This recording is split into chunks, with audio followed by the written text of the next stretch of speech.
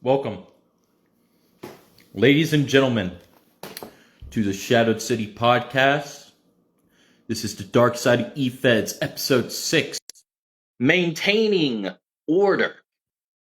My special guest, Ms. Vex, and you could call me Larry or Brandon, because this is not in character. This is out of character. This is discussing things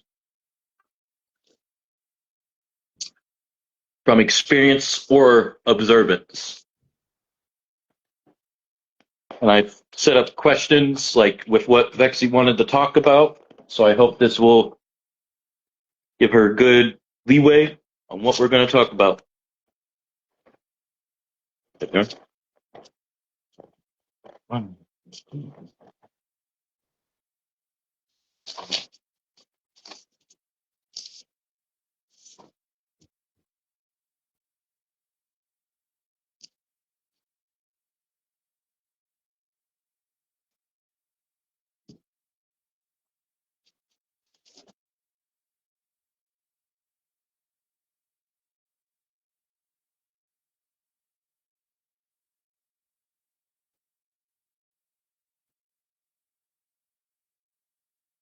Hello. I did send you invite. Did you get it? If you need to, you may have to send me one, but I did send you invite.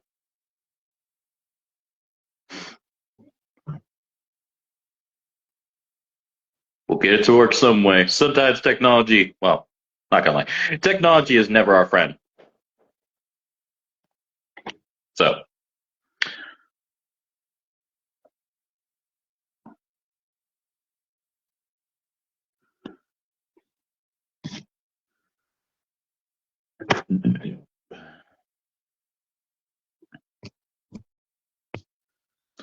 uh, yeah, ladies and gentlemen, I did send her invite. I'm not sure if you got it. For sure. It should be like down in the section down there. Like, yeah.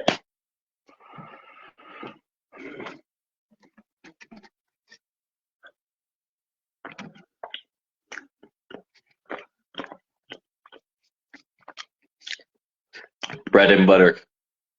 Strongly suggest to y'all.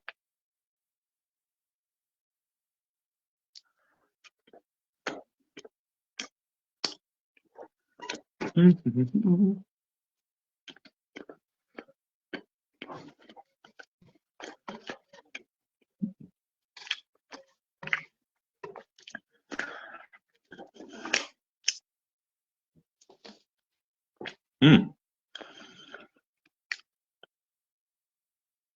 I sent you another one, Vexy. It let me do it.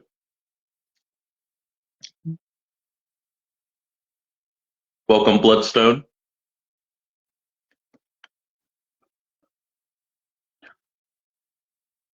Well, I sent you one. Did you get anything? If I need to, I can restart the live and we could try it again. Mm.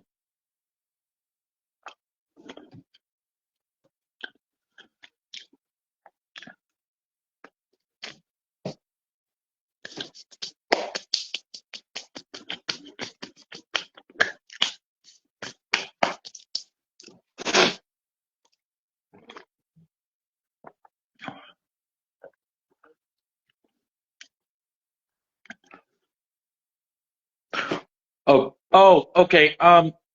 Do you mind joining in on your phone? That's probably why. Because it doesn't really let a lot of people join in from their desktop, if that makes sense. Most of the time it doesn't work. For the rare few times it has, but I would say try your phone because that usually works the best.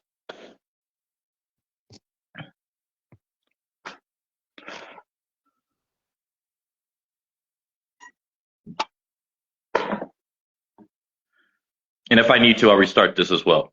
But yeah, I would say go to your phone.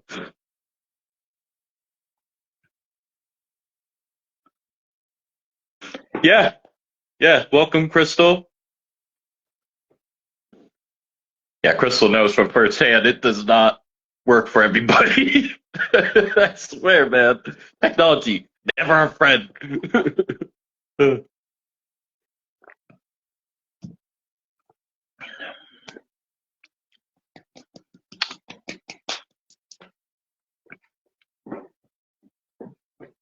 Doing a little sriracha.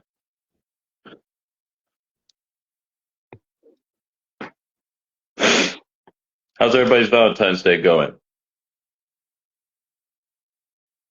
Happy Valentine's Day, everybody. By the way, everybody. Can't get out my words all the time, I swear. It's like I'm speaking gibberish sometimes.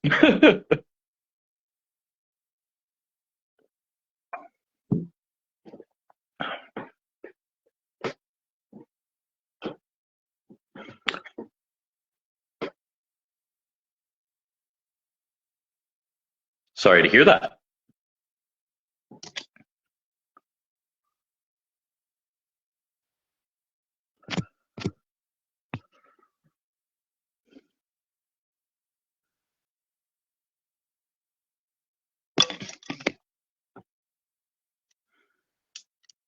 Oh, excuse me.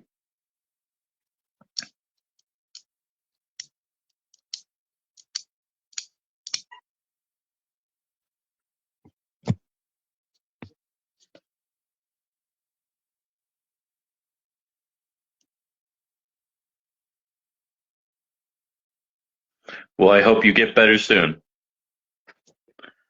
The flu is never fun to have. Never.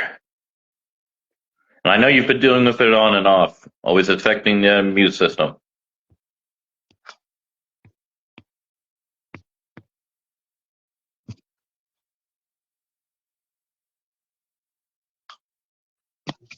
Ah, I got your invite, Vex. Let's see if it will work. Fingers crossed. Okay, Oh! okay, we're good now. We did it. We did it! We did it. Yeah, I had everything set up, and I don't have like a phone mount, so yeah, I didn't get to have to just get things set up. No Can you worries hear me? here. Yeah, I can hear you. When you said you were on a desktop, I assumed you meant your computer, right? Yeah. Yeah, I don't know what it is. Like, people that have tried to join on that, they're like, yeah, man, I'm trying to join on my desktop. I'm like, I see the issue. It usually will do that for Yeah. certain people, but most of the Mhm. time, you have to be on your phone or some other Yeah. device like that. Yeah. Yeah. So, but I'm here. I'm good. I'm happy to have you here, and I'm honored for you to tell me your experiences. Mhm. Well, my experiences overall with EFED, I've been with EFEDing it's going to be 3 years this year, and I pretty much have like experience with being just a call, because my name is Vexy, but I also go with as Vextra, which is my EFED call name. Yeah. And I've helped manage EFEDs. I've been a moderator. I've produced. I've thrown help doing my the shows. So I pretty much know a lot what that goes on behind the scenes as well. So I pretty much have experience there, and I also stream. Excuse me, I'm still getting over a cough. I still stream. I'm a game streamer, so I kind of know how dealing with the community works, how to own your own community, be a part of other communities, collaborations, and so I kind of have a gist of how everything works. So.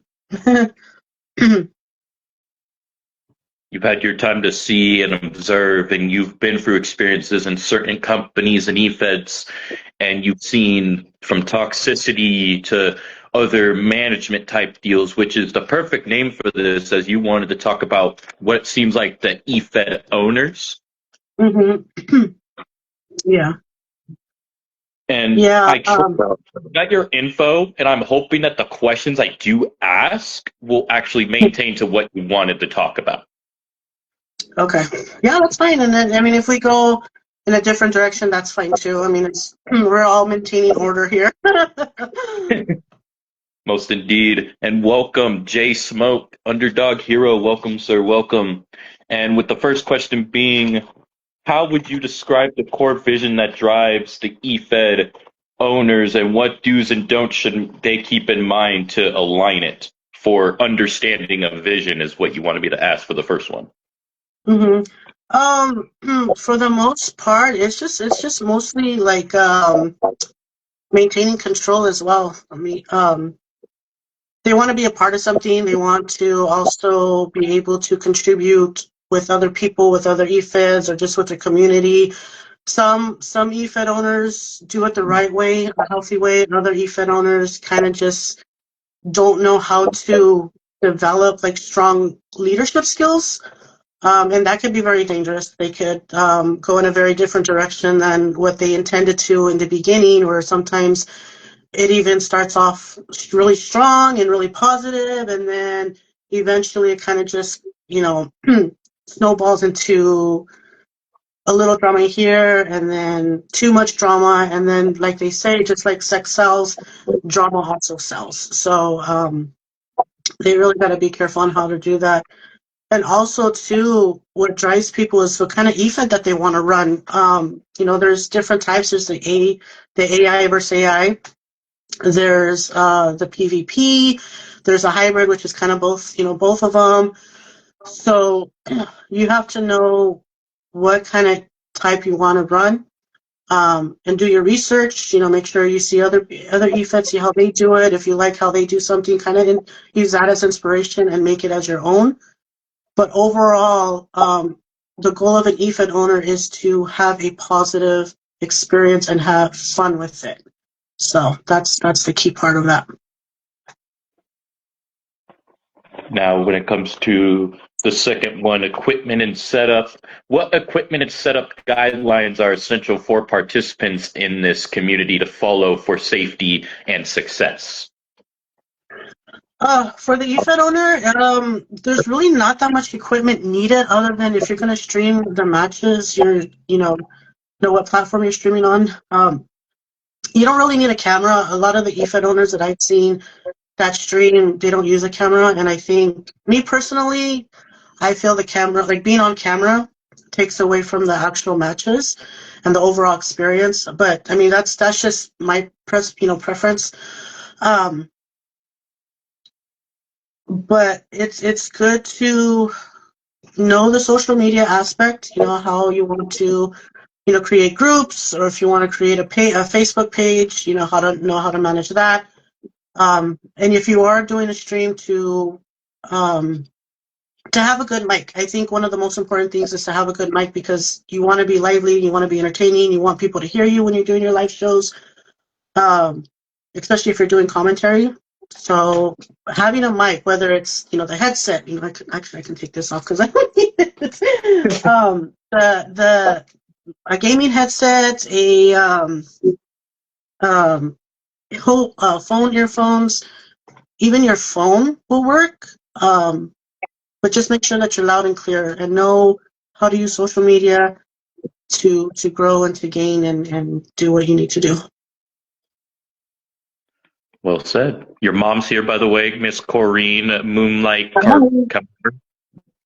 Carmelio. Did I pronounce that right? I tried my best. Let's go. Sometimes I even mess it up too, and it was like my old last name. I love that, though. You could mess up your own last name and be like, you know what? I totally know what I'm trying to say. Yeah. And welcome, Chris. He says, howdy. And one of the EFED owners here, Mr. Underdog Hero, said, EFED owners need to know that this is fun first, escape from reality, eliminate toxicity, hence no drama in ASW. Yeah, and that's what it's all about, and I'm pretty sure that you guys can agree to or attest that, when people are having fun, it's the best feeling. It's like everybody's enjoying themselves, everybody's enjoying the company, everybody's role playing in a healthy way. The moment there's drama that comes in, and it just makes things unfun. And especially when in an EFED community, you want things to be fun, and as soon as that fun dips and it's just more stressful than anything, especially if an EFED owner is bringing on that stress, it's going to dip morale quick, and people are going to want to leave. So yeah, definitely on that, Underdog. He also said, it's people out building EFEDs out of spite. How you expect that bullshit to run all because they lost in other EFEDs? That I'm going to talk about later in the segment, so stay tuned for that, All right. okay? Because we're gonna really dig deep on the dark side of EFED owners and their tactics and their the triggers and it's yeah, we're gonna go down a deep hole later. Oh, yes. Oh, yes. I got these down for you. And next one is hello, welcome, Steven Jr. Marino, also known as KD. And next one you want to talk about was community and presence. How does community presence and involvement shape the culture of the eFed scene, and what practices should members adopt and avoid? Um, Members should definitely adopt a form of unity because that's what an EFED community is a form of unity. Everybody's working together. The only time they're working against each other is, if it's doing to role play or a storyline or something or some kind of special event that calls for that.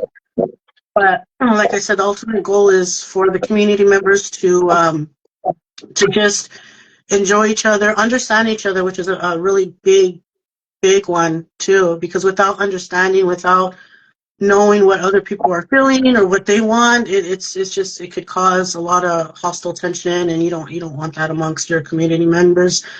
So, as far as the EFED owner goes, you really have to be consistent. You got to be present with your community. You got to know who is um, kind of know what their personality is. Because what I've discovered is if somebody's an a-hole in real life, they're gonna be a heel. There's no ifs, ands, or buts about it. And they allow themselves to be a very dark and mean heel because that's an excuse, especially in role play and in storylines. It gives them permission and excuse to be, an asshole or, a dick, essentially.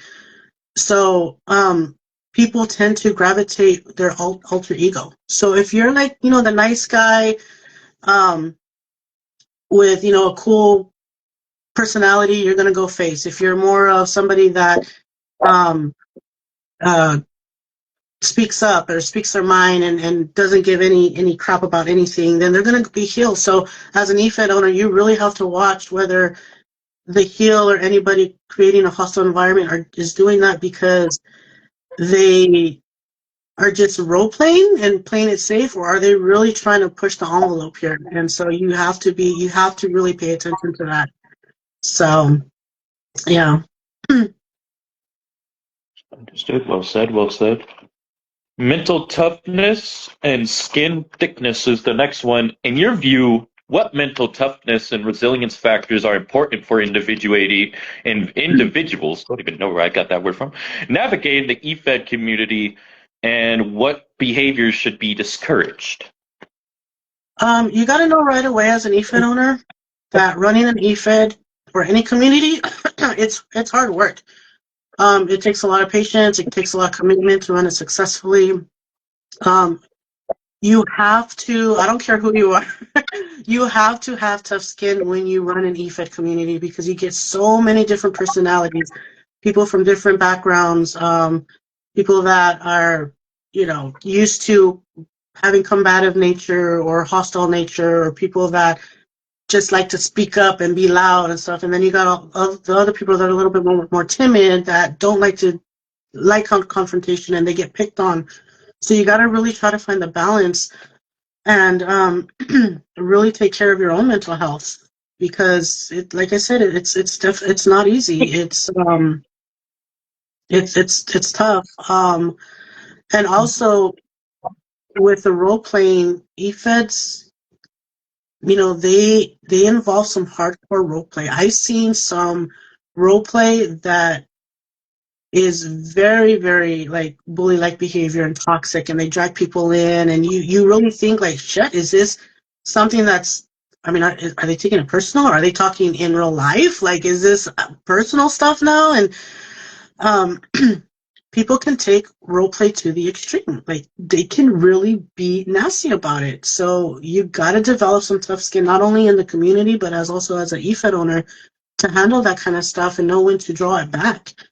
And you also have to let the community know, like, hey, this can get pretty tough. So either Either you know how to handle it or you don't. So it's just really, really, really important that no matter what, which is really hard to do, because even I'm guilty of this sometimes, is not to take things personal.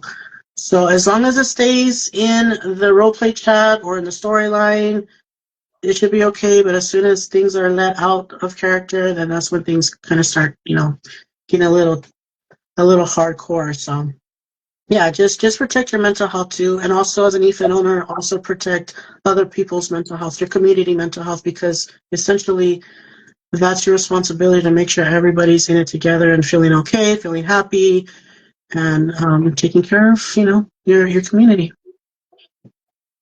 Mental health is definitely important. Always take care of that. This is not a thing that we need to do. This is a hobby. That's what we try to say, you know. Yeah, definitely. Welcome Mary, welcome Carrie, and welcome Kwan. Hi guys. Now, you wanted to talk about for number 5, growth and expectations. How should members manage growth and expectations within the community, and what do's and don'ts can help maintain healthy development? Well, first and foremost, it's really important to grow organically. You want people that are being brought in for the right reasons, who know how the EFIT industry or the community works, um, and to help not only themselves grow as a co-creator, but also help each other grow. And the one thing that I always refrain and really kind of get just annoyed by is when EFED owners, you guys, let me just tell you straight up, refrain from buying follow bots or view bots. This harms more, social discoverability and damages credibility than anything. The numbers when you buy bots do not matter. They don't count. They don't bring in anything other than just the number. When you find somebody that has like 200 viewers, but only 5 to 10 people are chatting, that's very suspicious. If you have somebody that just started out in EFED in the social industry and they already have 8,000 followers within 5 months, that's suspicious. It's just like you can't rely on any kind of like bots, because it's going to mess up your algorithm and the analytics. And you're not going to get discovered. You're not going to bring other people that are just checking out YouTube or Twitch. You're not going to bring them in. So you have more effectiveness with people who are actually real and organic than you do with bots, because the bots are not going to do anything. They're not going to be chatting. They're not going to do anything to help your growth. The real people are the ones who actually want to be involved, who want to help you grow, who are getting your EFED out there and promoting and stuff. So really appreciate the ones who are actually putting in the work and helping you. And know that it's a saturated industry out there. There's a lot of people that are doing the same thing. So get your name out there. Find ways to grow. Have your community help you grow. And if you're fine with not growing in that way, then that's totally okay. Because I know EFED owners that are good with just having a 15-member active community compared to one that has 100, and there's a lot of drama over there. So don't be afraid of keeping it small, and don't get discouraged if you don't grow as much as you want to. Or, it'll happen over time. So just if you're good, then good will come. Yes, quality, not quantity. Just indeed. Welcome Haley Ramone. Welcome Deuce Sparks. Welcome Mike Muncie. Welcome AJ Scott. You did not miss much, Carrie. There's always the beauty of the replay. There's still a horror thing to be told here. Welcome Jason Miller. Welcome. Now, Nice. next. Wait, what do you say? Sorry. No, I was just saying hello to everybody. Oh, good. Networking and collaboration is the next one that you wanted to go over. What networking and collaboration strategies are recommended for EFED community members, and which practices should be avoided? It's always important to learn to network in a good way, a healthy way. Don't partner up with another EFED blindly, like going in without knowing anything about that EFED owner or the community. Do your research, check out their lives, see how they do things, see how they treat their community. You know, Get a loaf of spaghetti. that's Well, for that dude for night, yeah, I know. Thank you. really important. But you're at the right store. That's true. Do you mind repeating that a bit, Vexa? I got two people in the background that were talking. No, that's fine. I was just saying, learn how to network in a healthy way. Don't partner up with another EFED blindly, meaning don't go in not knowing anything about them. You really want to do your research on like checking out a live stream to see how the EFED owner not only works their lives, but also how they treat their communities, their chat. Uh, you want to know who's working with you versus who's working against you, because let's face it, there's a lot of EFED owners out there that are very vindictive when things don't work out between the collaboration between you and somebody else. They can get very hostile. They can turn on you as, on a quick of a dime, and you got to be very careful with that. And choose collaborations, and it doesn't even have to be partnership. You don't have to, like, another thing with EFED owners is that they always feel like they have to be partners, and hey, you give me some of your guys, I give you some of mine. It doesn't necessarily have to be that way. You can collab with them. You can do a show with them. Like, if you're live and you want to bring in another EFED owner in on your live to do like a commentary together, you can do that. You can bring in a specific type of call and work together and build, this collab call that you want to do, or a storyline and stuff like that. So if you just want to play it safe, I would just suggest just collabing first before partnering up. That way you get an idea of who you're working with, how they work, and you're safe, and your community is safe too. So choose collaborations that are going to align with your values and goals, and collab should always stay fun and respectful. Most indeed. Welcome, Billy and KD. Steven said, I'll just say that one EFED I watch a lot more is WAE/TPW. I'm more comfortable with it, and it has been my home since day one. Oh yeah, he's very dedicated. Very, very dedicated. Indeed he is. He's a very dedicated one. And Jason Miller said, cause belong to the owners, not the EFEDs. And that is true, unless you want to create one that belongs to an EFED. It could be like a mascot, an EFED mascot, where it belongs to the entire EFED and people can, collaborate with that. But yeah, you're absolutely right, Jason. Cause do belong to the owners, and that's another thing that we're going to touch on later, is how EFED owners kind of use cause to lure or to manipulate or to control, and so we're going to talk about all that later.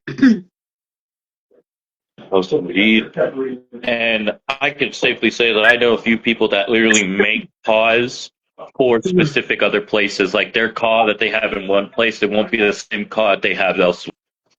Mm-hmm. Yeah. Next up is boundaries and leadership. We touched a little bit on leadership earlier and a little bit of boundaries.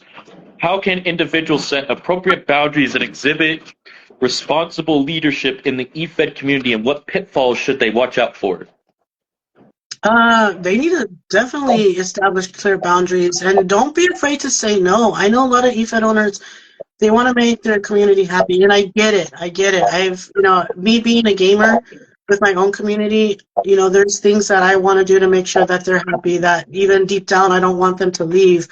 So we tend to over exalt ourselves to make sure that everybody's happy, and then that leaves other people unhappy because they feel left out. So you always got to maintain a boundary. Don't be afraid to say no. Carry yourself with professionalism, and be confident with your decisions. Don't fall back on them, or don't say one thing and then turn around and do something completely different. And no matter what style you choose, whether you do the A versus AI, PvP, the hybrid, professionalism matters. So every EFED owner is different. You got to be your own kind of different.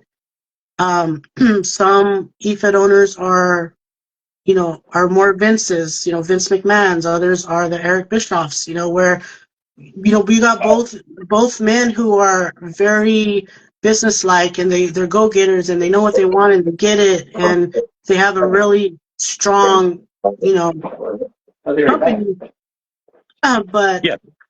we know one that's very, very cutthroat, who is known to retaliate, who can be very stressful at times. And then you got another EFED owner, like the Erics, who are just more laid back and kind of just let the members just do their own storyline and stuff. So you just gotta know how you want to be as an EFED owner and stick with it. Most indeed. Welcome, Eric Hollander. And Billy says you're looking very beautiful today. Thank you. It's all fun and games till they start asking for signatures. Laughing my ass off, says Mary. Yeah. Lots of signatures. Now, next up would be reality checks. What reality check of self-evaluation should EFED community members perform to stay aligned with community standards? I think the most important thing is don't expect people to be the same way you are. Meaning, don't expect people to show up for you. Don't expect people to be as good as you, as like personality-wise. Don't expect people to be fair. The one thing that I've noticed in the EFED communities is people are, the dark EFED owners, they're very, very unfair. And it's a reality check when you realize, like, you work so hard to do something, whether on a call or a storyline or developing a connection with somebody, all for that to be completely destroyed by the EFED owner because something happened, they got mad, they don't want to do that, or they're just in a mood. So you really got to expect that and expect it, and always be prepared for that to happen, because it's going to happen, whether you're ready for it or not. Whether you have something already in line, ready to go, just expect it not to happen, because, half the time it's not. And although I feel that it's not necessary, in my opinion, just know that healthy competition, just competition in general, does exist. Healthy competition within the EFEDs is fine, but being vindictive and taking personal vendettas is not. So be prepared as an EFED owner, and even as a community, to know that there's going to be some crazy EFED owner out there that's going to be very vindictive and want to have a target on your back because you said no to them, or you did something that they didn't like, or whatever. So you have to be prepared to handle bullies without escalating the drama, and you have to avoid taking rivalries beyond the game. So again, don't take things out personally. Don't take it out of a character. Do not touch in real life situations. Understood. And Mary says again, variety of cause and owners is the spice of life for an EFED owner. Jaw. Yeah. Yep. Now, before we go on to our final four, I'm at the last one of like the ones that you gave me for the part one section, and that would be final notes.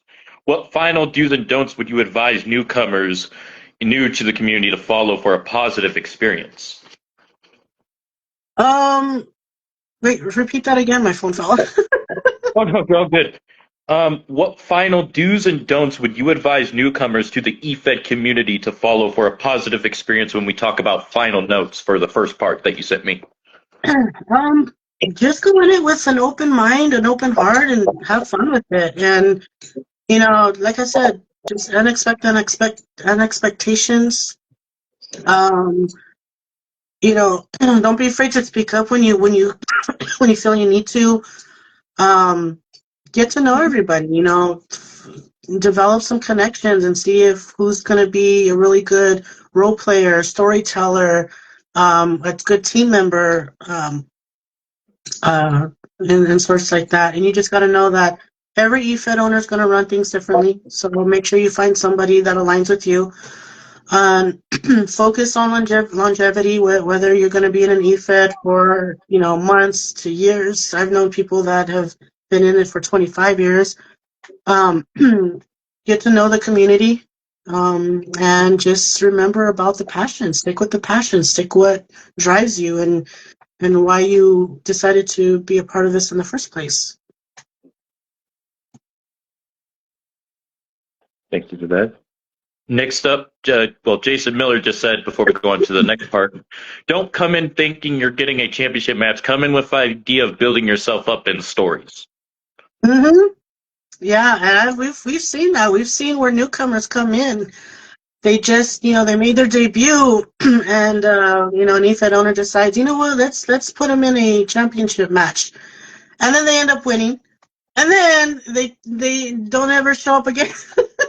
That used to drive me insane. It's like, man, at least put them in a contenders match, at least, or a rumble. But yeah, that's another hard thing. And again, we're going to be talking about that shortly, about stuff like that. Well, we are at the second part of things what you sent me, and that would be for the first part of it being toxic traits. What toxic traits have you observed among certain individuals in the community, and how do they impact the whole environment? Oh man, I've experienced a lot of toxic traits from EFED owners. Different EFED owners, not just a specific person or anything. And I do want to put a disclaimer out there. This section of the segment, I'm not specifically talking about a specific person or group. So this is more of my personal experience, things that I've seen personally that happen, and also things that I know other people experience. So, I'm just going to go ahead and say it. If there's an EFED owner out there and some of these stuff apply to you and you feel triggered or you feel like offended or whatnot, it's because the shoe fits. And what my ultimate goal is today is, if things trigger you this way, there's a way to go about it. And my goal is to help you grow as an EFED owner. If you feel like you have a little bit more of anger issues, I mean, this is not a therapy session by any means. I'm not a therapist or anything like that. But I just want to understand that, or want you to understand that there's a better way to go about things, and that you're just not affecting yourself when people are being toxic or hostile, but you're affecting your entire community and people outside of the community. So I'm just letting it out there. It's not directed at anybody in particular. This is for just basically speaking. Okay. So with that being said, I wanted to go about talking about the dark traits of a toxic EFED owner. And I know a lot of people heard about the whole, like, you're a redneck if game, or if you do something like this, you might be a redneck. Well, I'm going to be, if you do this or do that, you might be a dark EFED owner. So I'm going to go ahead and play this. And chat, if you guys want to tune in and add to it, feel free. You don't have to say names or anything like that, but just, just you can participate. So this is called, you might be a dark EFED owner. If your community has to walk on eggshells around you, are afraid to confront you or speak up because of your anger issues, then you might be a dark EFED owner. If you use retaliation because you have deep-seated insecurities and need for control, then you might be a dark EFED owner. If you smear campaign because you were justifiably rejected, exposed, or threatened, then you might be a dark EFED owner. And let me talk about smear campaigning, because I know a lot of dark EFED owners that do this, okay? Because I was a victim of one before, okay? And I read something, and I actually got it off. I actually found it on Facebook. It explains the person that smear campaigns and why they do it and what they do. So if anybody has been smear campaigned before or slandered, you're going to relate to this, because this is exactly what they do, okay? So they smear campaign because they do it to aim to portray themselves as innocent victim while making you out to be the villain, thus ensuring that their false narrative takes hold. By positioning themselves as a victim, they are able to manipulate others into feeling sorry for them, rallying support, and further isolating you. They will tell anyone who will listen that you are the problem and that they are simply the victim of your behavior. They go through great lengths and effort to damage your reputation, spread lies about you, and isolate you from your support system to maintain control over their target, which is you. They may twist your actions, exaggerate your flaws, and fabricate stories to paint you in a negative light. The goal is to make you appear irrational, unstable, or untrustworthy. Dark EFED owners, narcissists, have an uncanny ability to craft stories that seem plausible on the surface, convincing others to believe their vision of events without question. I'm almost done here. These lies are carefully constructed to sow doubt, turn people against you, and create an environment of suspicion. Their ability to deceive others into this warped narrative is a hallmark of their manipulative nature. A dark EFED owner smear campaign is not a one-time event. Keep that in mind, folks. It escalates over time. As you try to move on or defend yourself, the narcissist, which what they are, in my opinion, will continue to spread rumors and lies. So anybody that knows exactly what I'm talking about, it probably even like they probably, trigger something like PTSD from that, because having that done to you is a very traumatic experience. And I'm just saying that anybody that does that, like, literally has some issues that they need to really address, because nobody in their right mind would go that far to harm somebody, especially somebody that's been around their EFED for a while, has been supported, and also been a friend. So just letting that out there. Okay. Let me see. Also, if you threaten to kick people from your community out if they don't leave other EFEDs or if they disagree with you, then you might be a dark EFED owner. Let me see. If reputable EFEDs refuse to work with you or know about you without even having to work with you, then you might be a dark EFED owner. And lastly, if you have no in real life friends, like instead of real world friends, then you might be a dark EFED owner. And I'm talking like people that are not part of the EFED community. I'm talking about real life friends outside of the EFED community. So, people that they grew up with or stuff. They don't have any in real life friends because of the drama, and they find more appreciation and understanding on social media where they can live out their facade. So, yeah, so if you have any of those traits, then you might be a dark EFED owner.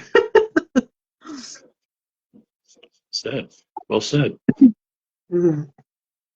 Welcome, Aunt Sarah. Welcome, Alexander Black. And going back to what we were talking about when it came to individuals entering places when it comes to being at the top, Mike Muncy said this: as a former Fed owner, I can't count the number of individuals that thought just because they were a big shot in other places that they would receive the VIP treatment immediately. Nah, just because you're a world champion in my neighbor's Fed doesn't mean you start at the top in mine. Mm-hmm. That's ego talking, to be honest. That's entitlement talking. Mm-hmm. They're going to learn really quick that not all EFEDs, are equal employment opportunity, especially when it comes to championships, because everybody deserves their championships. Everybody wants to work for it and see the skill and the talent leading up to a championship, So, yeah, I totally get that. And Billy said this: you might be a dark EFED owner if you're a narcissistic fool who lets their jealousy and insecurities get the better of you and spout off bullshit accusations and act like a hypocrite. Mm-hmm. Yep. And before I do go on to the next part of the segment that we have here, I was told somebody was telling you something that you probably wanted to touch base on. Logan Slater.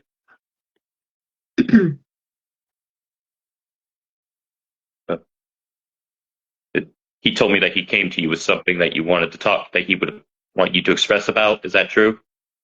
Oh yeah, that I'm gonna be reading that in a little bit. All right. Yeah. All right. Well, next up, letter B, toxic tactics. Which toxic tactics are commonly used in the EFED community? How can members recognize to counteract them? Oh, I'm so glad you asked, Larry. This is so awesome. You asked the right question. And let me give you the answers. So I've constructed a list of actual behaviors or actions that EFED owners have done to other EFED owners, or even people in their own community, or just people in general. So these are dark EFED owner toxic tactics that they use. And I'm pretty sure people in chat can relate. If you have one, if you have a list, go ahead and write it down. So this is pretty much for everybody. So a tactic that a dark EFED owner may exhibit is out of character slandering of a CAW, community member, other community members, or other EFED owners. 2, owners who cannot separate reality from the game and turn the game into reality, meaning that they use the game to bully. They use the game to create storylines that jab other people or manipulate or humiliate other people. So they ultimately turn the game into a big bully fest, a drama fest. Number 3, blaming others for all their mistakes, or people taking the blame in order to keep the peace. That is really big because I'm guilty of that when and I'm pretty sure a lot of people too, where you would rather take the blame for something they did to make sure that they don't blow up, that they don't get angry, that they don't retaliate against people in the community. Because I've seen so many times where I've seen EFED owners just lash out at their community members, at a specific person because they did something they didn't agree with, or they went against them, or they said something they didn't like. And it's really hard to see when they're just being it's so demeaning. So sometimes other people will take the blame just to protect the situation, or protect their friends, or even protect the dark EFED owner from himself. So yeah, it's a very, you hold a lot of responsibility for the whole blaming thing. So number 4, they don't want to hear legit and logical excuses, but get upset when others don't accept theirs, no matter how fake it is. Number 5, throwing people in a storyline or in matches to ridicule them or humiliate them, especially if they never asked to be in one. Number 6, engaging in bully-like behavior and enticing or encouraging owners to partake, encouraging others to partake. Number 7, making championship titles matter, then taking it back saying they don't matter, or getting after somebody for wanting a championship, but then gets mad when the person isn't competitive enough, or straight up stripping someone's belt over something so petty. And usually that happens when something happens in out of character, and they take that and go in character and say, your title's been stripped over something so dumb. So just ultimatums, playing the either you're in or you're out card, saying things like you're not loyal for this company if you go elsewhere. Then you become a scapegoat or a black sheep when you decide to be neutral and join a rival EFED.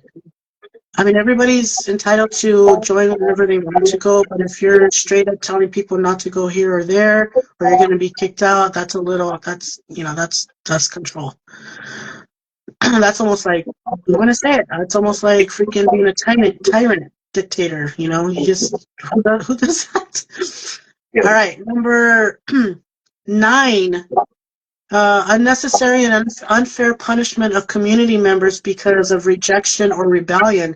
So rejection is like when you say no to an EFED owner and they just don't like it, because a lot of EFED owners they don't like to hear the word no. They don't like to be challenged. So if they feel rejected, that's a trigger for them. They do not like it, and they will lash out on you. And also rebellion for lashing out on the owner, and that goes for. It's just like when you have enough, of being ridiculed, of them pushing you, and you kind of just lash out at them, kind of just like I've had enough. They get mad at that, and then they end up telling you like, "Oh, you're crazy. Why are you getting mad over that? Stop taking it so serious." So, they like to punish people for speaking up. Number 10, that's another one. Unnecessary, unfair punishment of community managers or community members for speaking up or speaking out, or even stating an opinion. Number 11, going after someone's family that has nothing to do with Efeds, talking about someone's spouse or kids. That's a big no-no. I don't care who the F you are. You do not talk about somebody else's family, your wife, husband, kids, anybody. You keep that shit off limits. But people will do that. Number 12, asking for money and not paying back, or ending partnerships or even friendships after asking money, or just simply keeping an EFED around because it's an easy way to keep the cash supply going. Number 13, name calling when choosing respect or peace over sanity or chaos. Purposely and deliberately changing call stats to rig the match. Number 15, using personal in real life matter problems to use as storylines or RP as jabs or digs to get back at someone. Again, using somebody's in real life situation or matters or problems and taking them into a storyline or a story or RP as a way to get back at them. Going on live or even a podcast to bash and humiliate innocent people who they felt did nothing, who did them wrong. It wasn't you, or it wasn't wrong. They just called you. They just called out what happened. You took it personal because it was about you. So again, they use like social media to slander people. Number 17, there's a couple more, guys. Being the most hypocrite on the face of the planet. I can do this to you, but you can't do this to me. I'm off limits. If you do, you're getting punished or kicked out.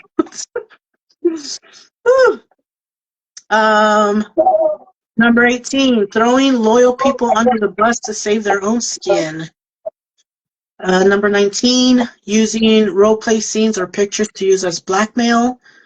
Number 20, maliciously altering or manipulating text or photos using AI to extort or pit people against each other.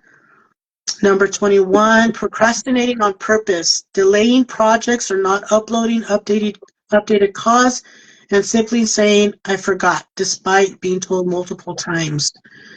Using triangulation. If you guys don't know what triangulation is, it's pretty much pitting two people against each other when you're the one that caused the issue. So say I'm an EFED owner and I go to someone in the women's division and I'm venting to them, telling that this person over here is a piece of shit and blah blah blah, and and then the other person's like, I agree, they are a piece of shit, they shouldn't have done that to you and stuff like that.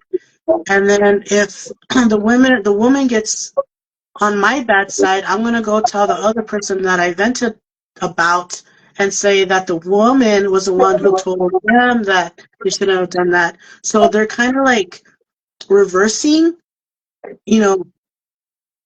the things that they did onto somebody else and then using them as leverage. So that way they kind of like go against each other because it's a he said, she said, when it was in fact me that caused the issue.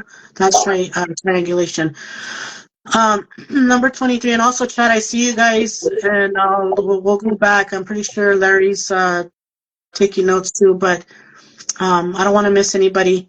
Number 23, telling people that they are over dramatic and too sensitive when they themselves are the ones who are.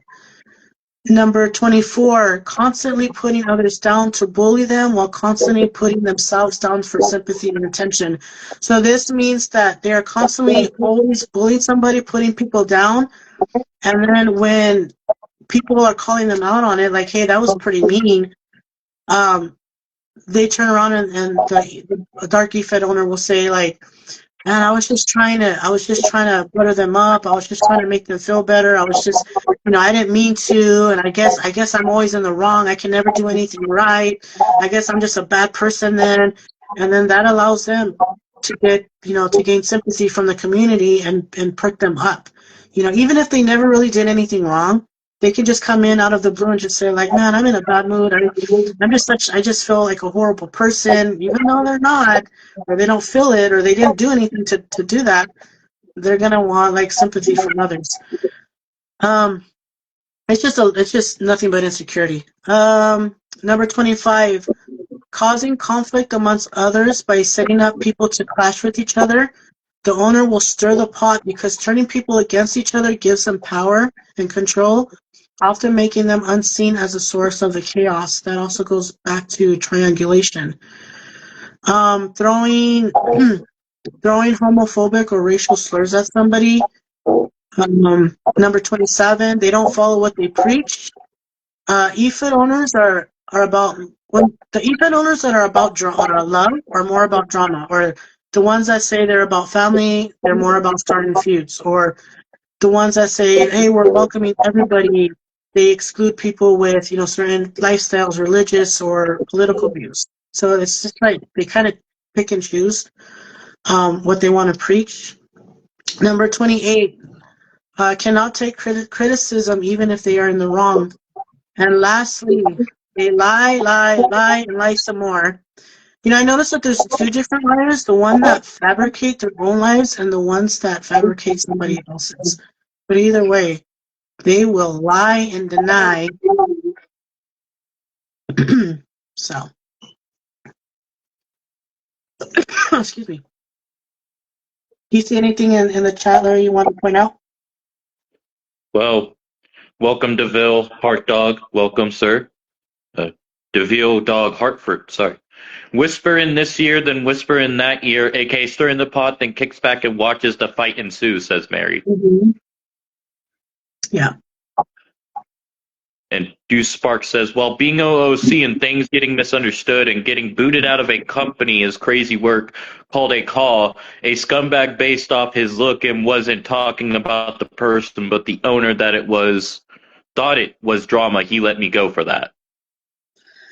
Yeah, I believe it is. It's very minute stuff that people get thrown out of. It's like, you mentioned about like this, yeah, same thing happened, who was it, Deuces, where somebody pointed out that their call looked like an 80s heartthrob or something, and then they just got upset over that and they got kicked out. Someone got kicked out because they didn't like the EFED owner's taste of music. It's just like, really? You're gonna throw people out of that for that reason? It's ridiculous. Ridiculous. Wild. Just wild. While being a call wrestler, I am usually in character 95% of the time, says Deuce Sparks. And Steven, aka KD, says, ridiculous how people can, especially when it's a game supposed to have fun with. Exactly. Yeah. Now, do move on to some of the last parts here. What triggers is the subject for this one. What triggers typically lead to negative behaviors in the EFED community, and how should participants respond to them? Oh man, there's when you're dealing with a dark EFED owner, you're like I said, you're always constantly walking on eggshells. There's not a day where you think like, oh, it's gonna be a good day today. You just don't know, and that's the hard part about it. Is that you just don't know what will trigger somebody, and sometimes like you can say it one day and they're fine. They don't get upset. They don't do anything. But then there's another day where you say the same thing or do the same thing, and then they get triggered. It's like, dude, I just said that the other day, and you were fine, and all of a sudden you're just, you're upset and kicking me out. Like it just doesn't make sense. So, um, I'm actually going to read responses from because I reached out to certain EFED owners that I knew. Some people that I work with directly, others that I've never worked before. But I Yeah. wanted to get their input on. Uh-oh.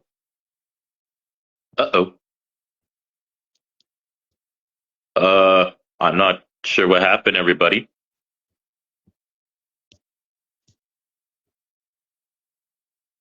Welcome back, Bloodstone. Hold on. Well, don't worry, everybody. Hold on.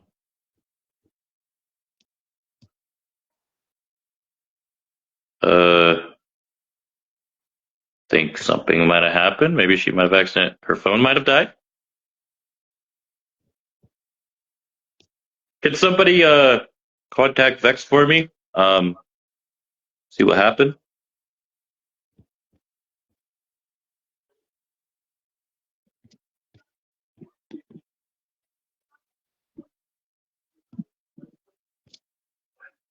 I think we did.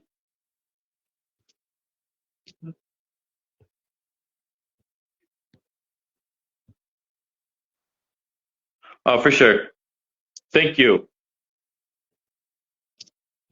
Okay, here we go. Open sesame. She's back. I'm back. I'm back. I exited out of the live because I had to go use my phone to read responses for this next segment. So it actually took me out. So I have to go to my messenger and read some stuff. So just bear with me, guys. But oh yeah, what were you saying? Were you saying something, Larry? Oh, I was waiting for what you were going to say, really. Oh, okay. You just kind of like left. Would you like to start what you were talking about for this one? Yeah. Okay, I'm back. Okay, so I reached out to some EFED owners, ones that I work with directly, and others that I've never worked with before, because I wanted to get their experience on not only what they experience as an EFED owner, but the dark side of EFEDing and stuff like that. So thank you guys for responding. So one of the EFED owners says that, the pros is that, he started being in the EFED community like 25 years. And at that time, there was a lot of people showing up for each other and supporting one another. It was a close community, but as the years passed, they noticed that a lot of that has gone away from the EFED community. There's been a lot of hearsay, people talking shit about others without knowing them, taking creations away and using them for their own EFEDs and etc. And there's a lot of out of character drama as well. There are people who leave EFEDs because of the drama, and then there's people that join EFEDs because of the drama. And then there's the rats who are in the EFED and report to other EFEDs about the drama that's happening in. So he notices that, and it's just like a big RP role play, but in real life. It's just like you don't even know the difference between is this real like role play or is this actually in real life thing going on. Yeah. So he says that all the support from one another and the EFES just kind of went out the window over the years. And another thing is they mentioned the lack of understanding from the community when an EFED owner can't always make weekly content or episodes. And I totally get it. Even in the gaming community that I'm from, over the years when I started streaming back in 2000, well, I started in the gaming community in 2017. And then I started streaming in 2022. And it was a good time. Everybody was there for each other. Everybody supported each other. The collabs were great, but then all of a sudden, one streamer is pinned against another streamer, or they didn't like how this played out, so now they're going against it, and their community is going against the other community. And social media, as far as like, especially with Twitter, X, is a cesspool for drama. Because people like to call people out behind, the screen. So I totally get it. And as far as like the community not understanding that EFED owners have a lot of things on their plate other than just getting episodes out, It's kind of disappointing to hear because you would think that people from your community would know that. Like, hey, you got a job, you got a family, you got other side jobs that you got to do, you got to care for, or things that you got to take care of. So, I guess they just wish that people would be a little bit more understanding and supportive and get that going again. um,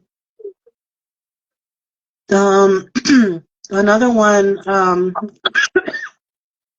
excuse me, the other one said that this person has been running an EFED for about 6 years, and running an EFED isn't easy. You have to do bookings. You want people who want opportunities, who wants to show up, and who want to be in a match.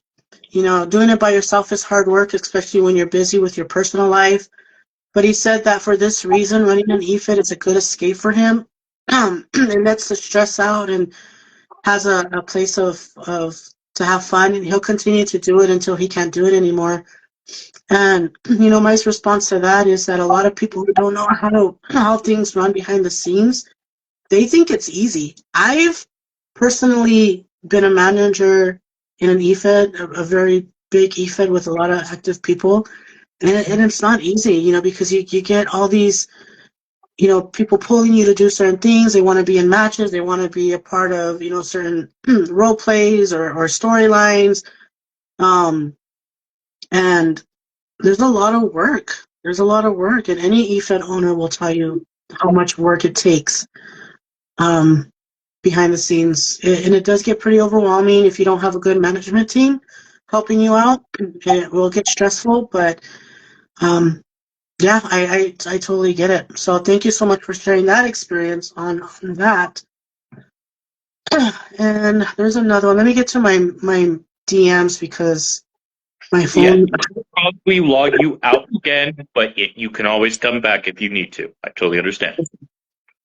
All right. So then another person said that as an EFED owner, the good thing is that you have control and power to run stories as you see fit. And it can be rewarding because you can work with the talent to understand them, get to know those that want to compete in the fit that you are running. The bad thing is the pressures that is on you because anything that conflicts with drama ends up being your problem to deal with. Also, if you book certain people or persons that you get others that may not like it because they're like family or friends, and people think that you're playing favoritism. Let's see. Keeping everybody keeping everybody happy, being fair, and having them understand is all can be very stressful because EFED owners have to go above and beyond for their work, like booking cards, making sure talent knows the deadlines or when shows are going to be on, depending on the FED you're establishing. Also, if you plan on competing in your own EFED, you run the risk or you run the problems.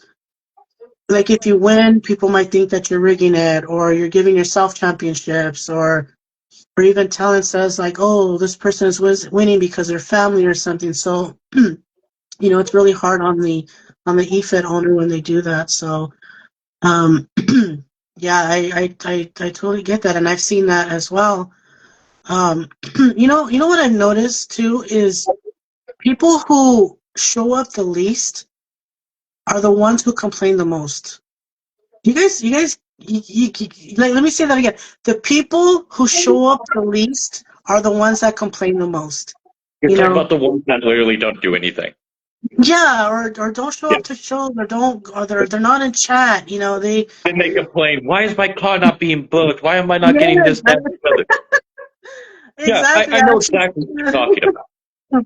Yeah, I've actually seen that today in a chat, and everybody's like, "Well, you haven't been around for like a couple of months. What do you expect?" But yeah, there's some small aspects of bias when it comes to being EFEDs. You're gonna want to reward the ones that do show up, that are active, that do support. You give, it's like a reward system. So of course, yes, I get that. Or if they're even a good team player, but Bottom line is you're gonna get complainers. You're gonna get the people who are thinking you're playing unfairly, or even accuse you of playing dirty or cheating the system, and it's maybe because they're dealing with their own guilty conscience. You know, maybe they're just kind of just lashing out because they want a freebie or whatever. But you just have to know how to work with these people and work around them. Let's see. I have another one here.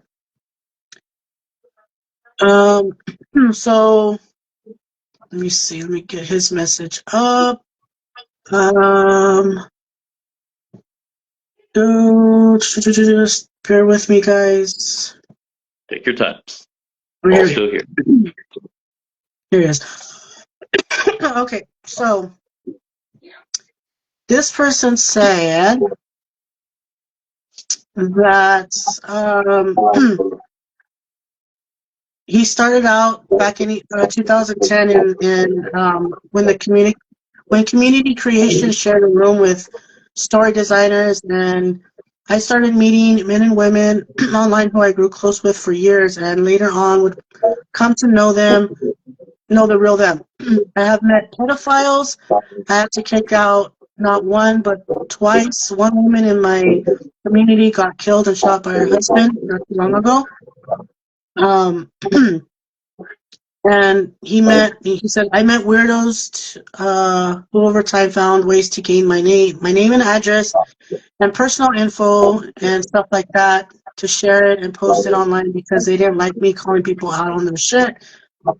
I had a lot of people lie about me and instigate drama and try to destroy the community over jealousy, and it's been a lot to take in over the years. I've had people steal and put my pics up and make videos of me because I expose their bullshit. It's been a long 16-year run in Fed.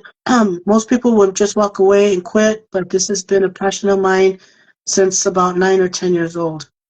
I will walk away when I'm ready, but on the plus side, I met a lot of great people too, whose lives touched, and we are leaving a legacy behind, and I am one that I'm proud of. So, just real quick, on that, that's definitely a concern for many Fed owners or just people in general. I mean, you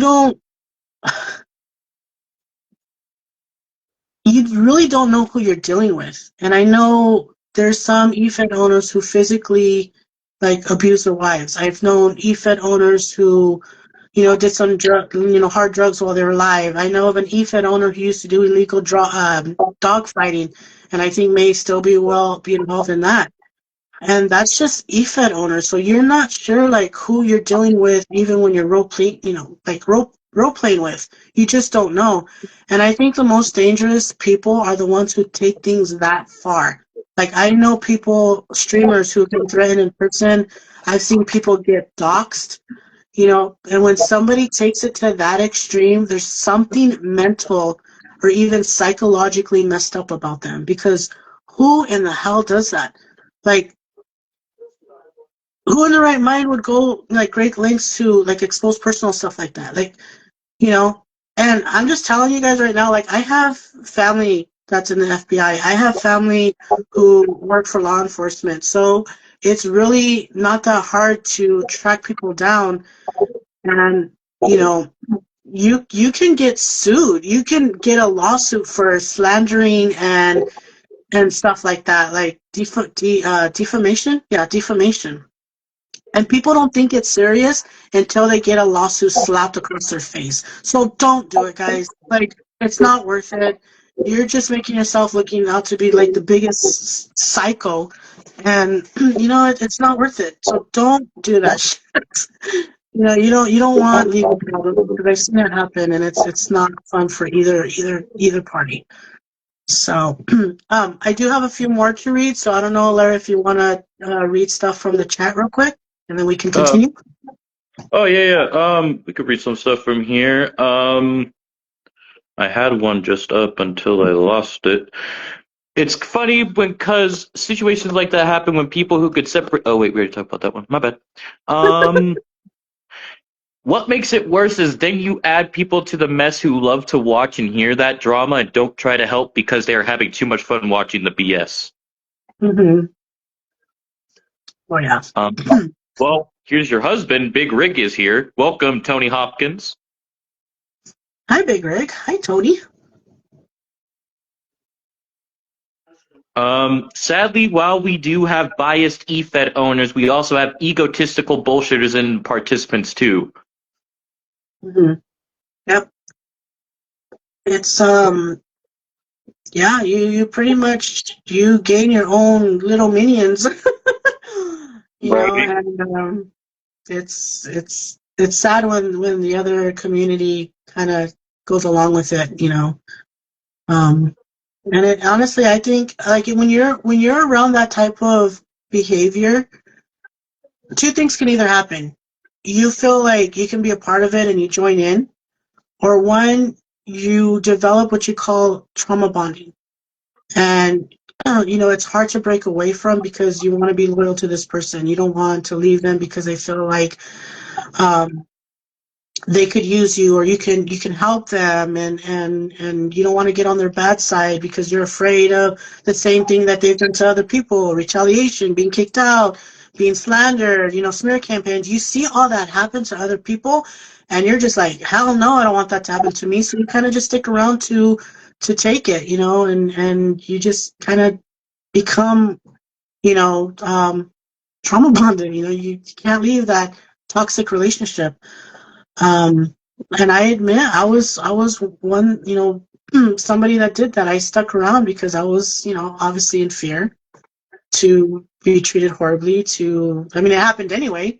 You know, it's like I don't care how loyal you are to somebody, how close of a friend you are to somebody, you're still gonna get the same treatment.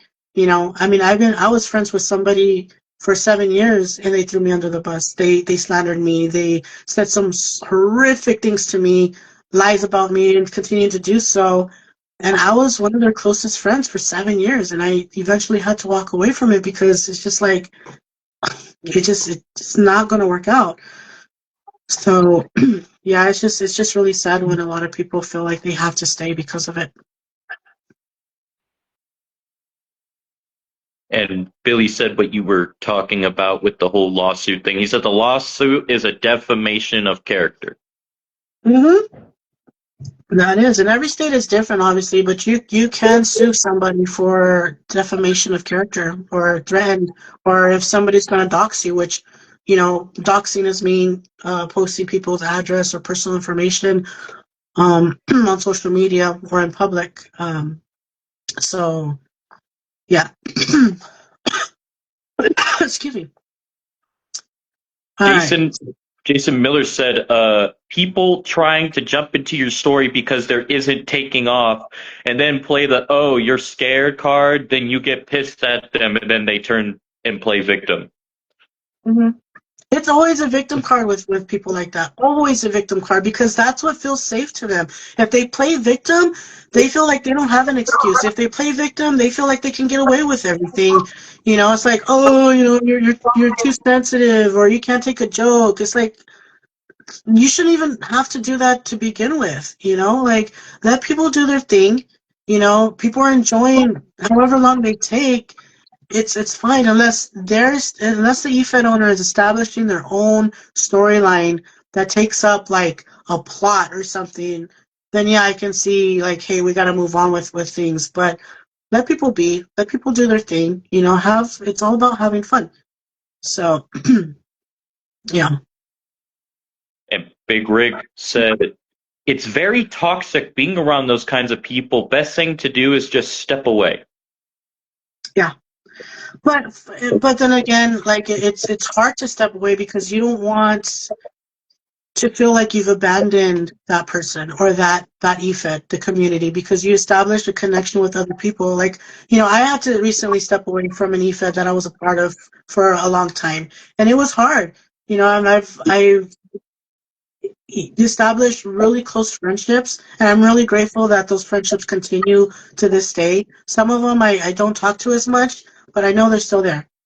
And I miss interacting as my Haw in that EFED because she was so well known in there.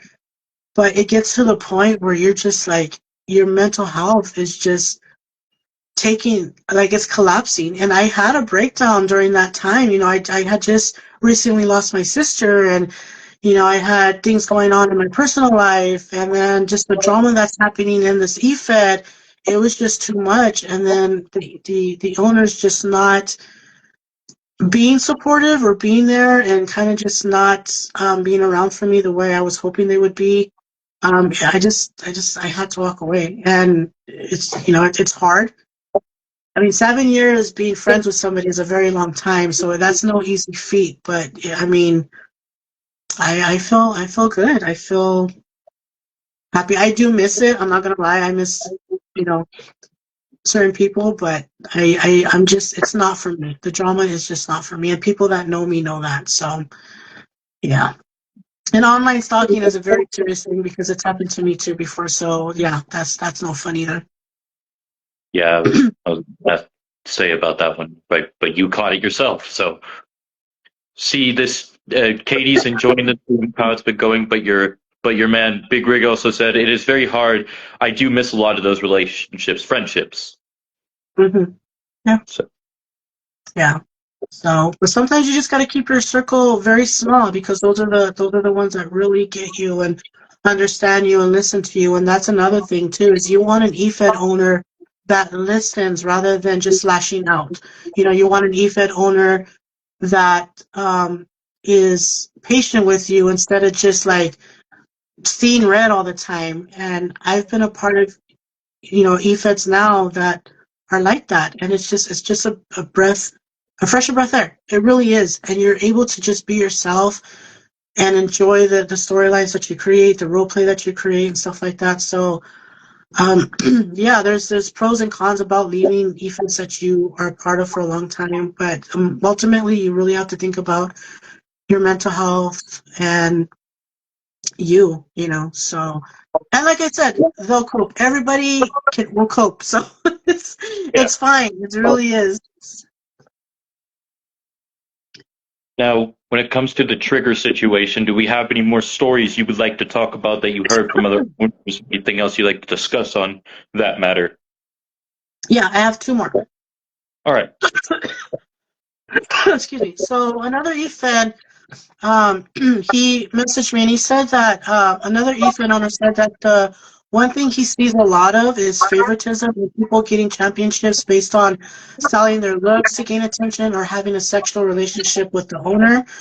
A lot of people in the EFED community want want to win their championships based on talent, not because so and so is with the owner or because so and so knows the owner, or the favoritism, or they're in each other's DMs or something, um, or the EFED owner's wife's or anybody relative gets special, or best friend gets special treatment to get the championship, and it's basically given to them. So there's a lot of favoritism that also goes around in the EFED, and he sees a lot of that. And like I said, or like he said, a lot of people want to win championships based on the talent and the skills and the storylines and the role play, not because, oh, so and so knows them, or, oh, look at, she's looking extra sexy today, let's give her a championship.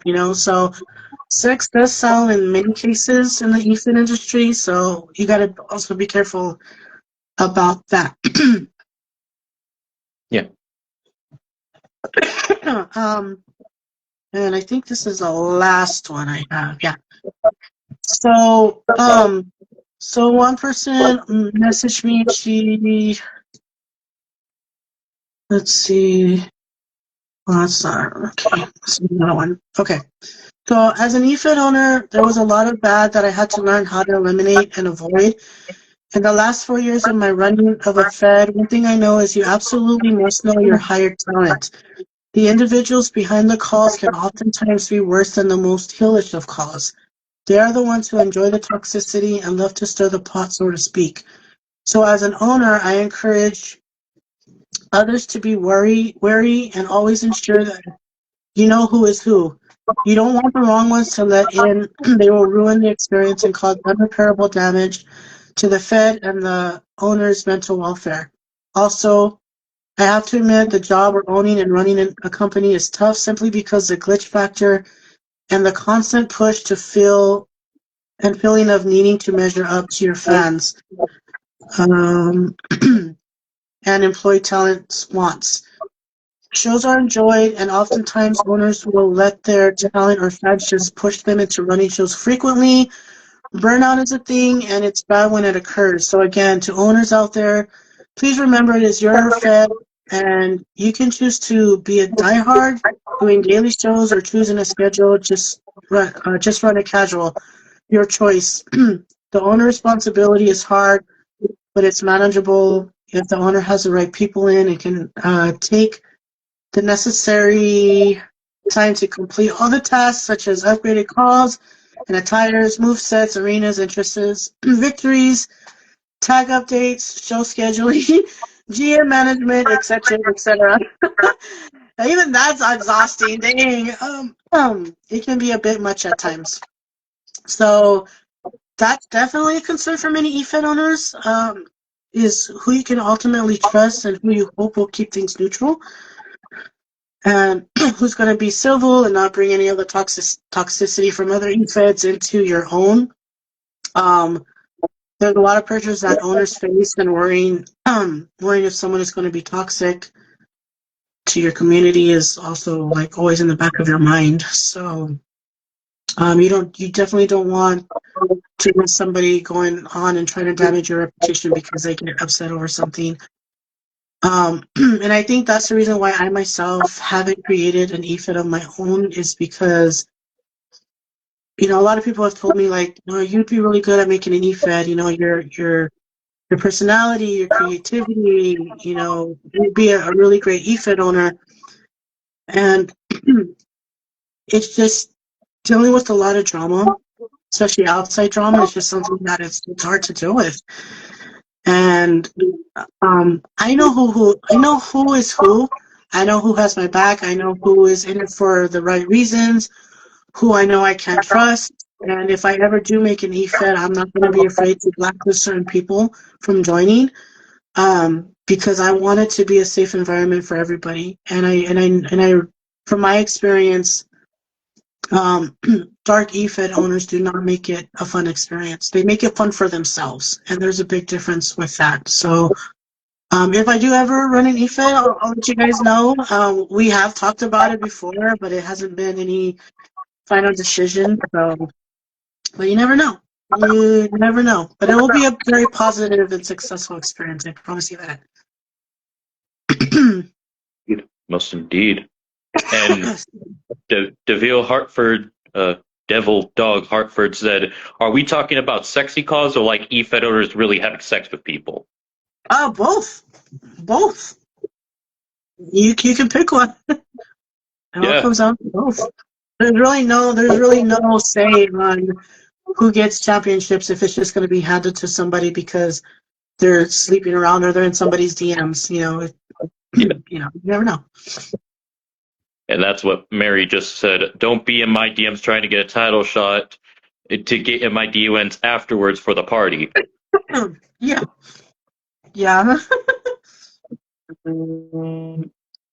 So. And we also have two more comments here. Your mom said, "Took me a while to leave a bad EFED because we got attached to good people there." Mm-hmm. Yeah, and I think that's the hardest part is having to let those people go. But ultimately, the way how I see it is this: people choose where they want to go. It's their choice. You can't force anybody to leave. You can't. Well, I mean, if you're a bad EFED owner, you can. But ultimately, people are going to stick to who they're loyal to. That's the bottom line.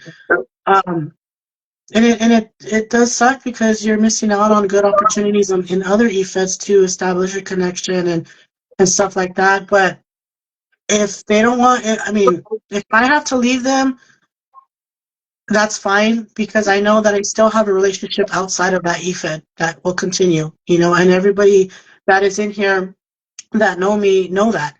Like, I don't have to be in an EFED with you to have a relationship or a connection or a friendship.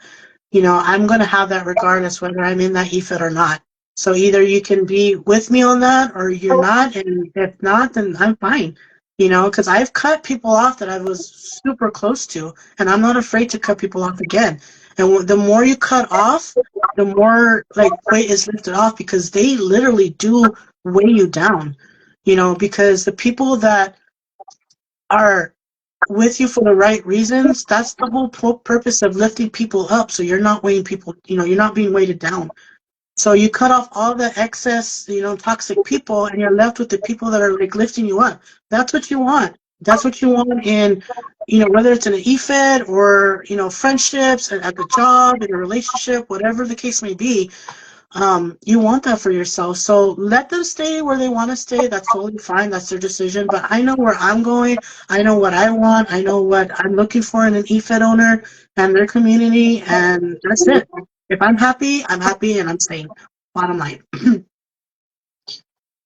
Well said. And Billy said, hurts very much when you think somebody is your friend and it turns out they were using you. Once they have no more use, they throw you away. Welcome, James Black. Excuse me. Yep. Yep. And it looks like people would love a EFED ran by you and Brig both. Yeah. And Underdog Hero said, I have lost friends and people I call my brother. People tend to forget why we are all doing this. For me, it's not about the views. Fuck the views. I do this shit for fun and love of wrestling. And that's the ultimate goal for everybody. I love that because Underdog is doing it for the right reasons. And that's what it's all about. And when everybody's doing it for the right reasons, for a healthy reason, things are amazing. Things flow, together, and nobody's worried about the competition. Nobody's worried about the numbers. Nobody's worried about what other people are saying. It's just a united front for everybody just to have a good time, and that's what it's all about. And um, I'm sorry that happened to you, Underdog. It's happened to me. It's happened to a lot of people. So you just gotta find the right people for you, and they'll be there. You'll see it. You'll know it. You'll feel it. So, yeah. And Mr. Hartford is suggesting let's make an app to hook up an app for EFED people. Yeah, positive EFED people. Oh, yes, I've seen your Fed. I know what it's about, Underdog Hero. I love your Fed. I love seeing ASW. Good stuff, good stuff. And thank you, Mary, for the opportunities you have given me. I appreciate you, and I'm glad to have gained you as my sister in life. Now, yeah, she's easy. Yeah, she's very fond of you, too. Oh, is she really? Oh, I didn't know. Don't play coy. But as we do go on to the final part that I have written down for you, good EFED owners versus bad EFED owners, and the difference each one of them handles, and each one handles themselves in a specific situation. And my question for that is, how would you differentiate between healthy and unhealthy behaviors among EFED community members, especially in specific challenging situations, and what signs should people look for? It depends. That's a very broad question, but it all comes down to how that EFED owner is making you feel. Like if they're coming aggressive at you and making you feel small and making you feel like you're the one that did something wrong and they have no like outlet to resolve the issue, then that's a bad EFED owner. Versus somebody that's going to talk to you and hear you out and say, okay, let's try to make this better. What are ways that we can both do things to improve the situation? And it comes down to how they make you feel. Everybody wants to feel like they can go to their EFED owner or the EFED, the EFED owner and talk to them without feeling scared or having to walk, around eggshells around them or feeling like, oh, I'd rather just let it go than to like bring it up because they're gonna get mad. You don't want to feel that way, and if you feel that way, then that's a bad EFED owner. So what I did was I came up with the different ways how a good EFED owner handles things versus a bad EFED owner, or vice versa. Yeah, how a bad EFED owner handles things when they get triggered versus how a good EFED owner would handle things, okay? And again, you guys can chime in.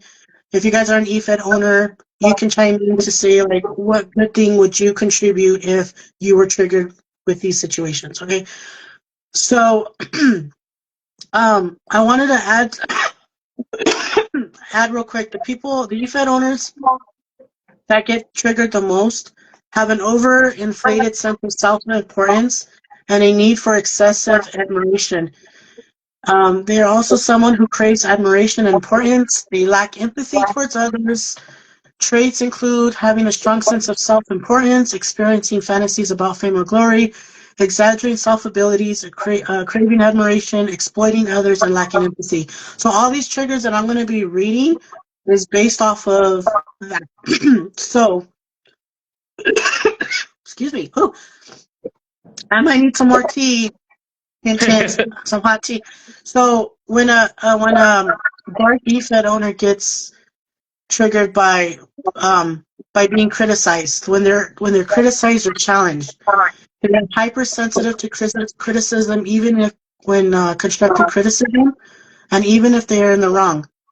Dark EFED owners will provoke a strong defense reaction. They may have intense outbursts, and the number one thing that they do is deny. They deny. Versus a positive EFED owner will be open and learn from it. They will oftentimes ask others for their input as well, to make sure that everyone else is on the same page towards positive change. So if you're in other words, if you're a dark EFED owner and you get criticized or challenged, you're going to get hostile, you're going to get aggressive, you're going to get angry. Whereas a good EFED owner is going to talk to you about it and be like, okay, you're challenging me, you're criticizing me, let's talk about it. Let's see what we can do better, what I can do better, to make sure that doesn't happen again. Dark EFED owners, when they are confronted or exposed, they will react explosively, often engaging in hostile behavior like threats, being removed from chats or matches, and slander. They will attempt to discredit the person who confronted them or expose them by deflecting, versus a positive EFED owner will take responsibility and accountability both privately and publicly.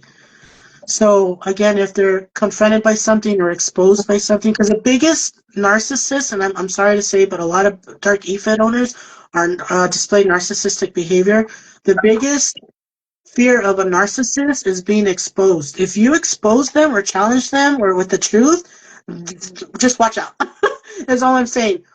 But with the good EFED owner, they're like, okay, yeah, bring it, expose me, like, let's see what you got, and I'll explain myself if something negative came to light. I'm going to explain myself so that way you guys understand where I'm coming from or why I had to do what I had to do. They lack empathy. So when they get triggered, they're going to lack a lot of empathy. Sensitive people are absolutely a turnoff for a dark EFED owner. They do not like sensitive people. They don't care about feelings. They only care about what makes them feel good. Versus a positive EFED owner will take time to understand why somebody is upset or why something happened. Not only will they want to understand why, but they also want to show consideration for that person or situation. So, yeah, the biggest thing is, oh, you're too sensitive. Can't you take a joke? Whereas a good EFED owner is like, okay, well, let me understand you better. Why are you so sensitive over this? There's a reason why you're upset. So let's talk it over. Triggers of sense of entitlement. Dark EFED owners make it all about them. They have this grandiose persona that allows them to control every aspect of not just things, but people too. If you anger them, you pay the price. Bottom line. That's it. No ifs, ands, or buts. Whereas positive EFED owners make it about everybody. Like, they include everybody. The needs of others often come first, and will make sure that it's about everyone and not just about themselves. And this is what somebody mentioned in their response is, you go above and beyond for people because you want to consider them. You want to bring them in to match. You want to listen to them because you consider their feelings. Whereas a dark EFED owner, they don't want to hear any of that. They just want to make sure you feel bad because you made them feel bad or you got after them or something. So, yeah, that's a big difference. um, they surround themselves with superficial relationships. They thrive off being people that know that. They thrive off being around people that don't know what goes on behind closed doors or who they really are in person when nobody is watching. They use online friendships as an ATM, often using sympathy or hardships to ask for money or attention, versus positive EFED owners are not afraid to bring outside people into the EFED community. They develop real connections with real people. And they're not afraid. They have nothing to hide, you know. And they don't really care about your past or anything. Whereas dark EFED owners, they always bring up your past. You always got to bring up something like the dish, dark dish that they know about you or deep secrets, and they use that against you. Thank you, Mama. So you gotta be very careful with who you're dealing with on that aspect. Um, when people want to change, dark EFED owners do not like change. They hate it. They like to stick to what they know. They like to stay in control versus with positive EFED owners, they will be open to change as a way to grow and see what works. And they're okay with their community asking for change. Like if your community members are looking to try something different, a good EFED owner is going to be okay with that. Versus a bad EFED owner or dark EFED owner, they're like, nope, well, my way works. And if they do try something different, they're going to cut it off like in the middle of the storyline, or they're going to change it completely. Like they don't give ifs. They don't care. They just don't care. Dark EFED owners hate being ignored. This is a big one. When they disregard, they'll disregard others or simply avoid them as a punishment.